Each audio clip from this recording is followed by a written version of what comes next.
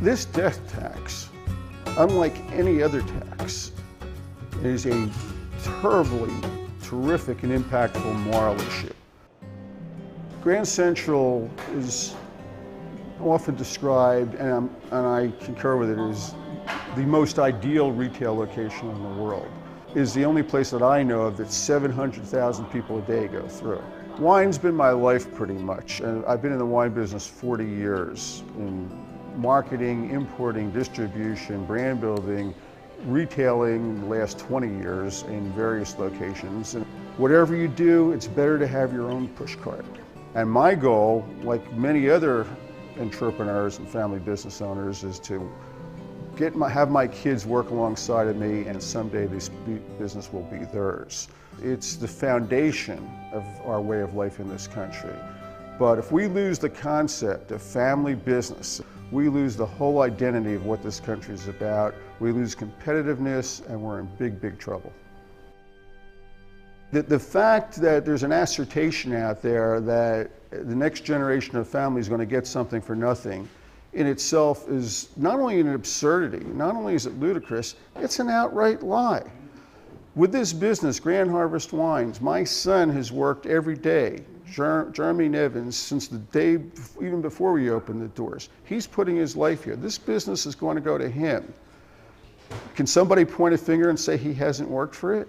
Although the politicians try to shy away from that word, it's not an estate tax, it's a death tax. They're taxing you when you die right to the grave. If you want to retire and live out those years, they don't even allow you to properly gift it without terrible tax penalties to your family members. And it distracts from what you need to do to run your business properly. We've all been taken down the wrong road with all these lies. But the first thing that has to be fixed is getting rid of this death tax, because it is awful, it's un-American, it's immoral, it's unfair. In the state, which is now valued at over $3.5 million, the federal government is going to come in and tax 45%.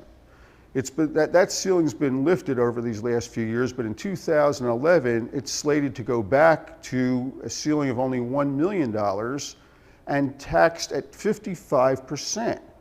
Well, you know, whether it's 1 million, 3 million, 5 million, that might sound like a lot of money, but when it's a business, it's not a lot of money. And a business will be threatened if the heirs have to pay a tax of 50% or 40% or even 35% of the value of that business. Where's the money going to come from? No small business has that kind of cash, and even if they did, is it fair?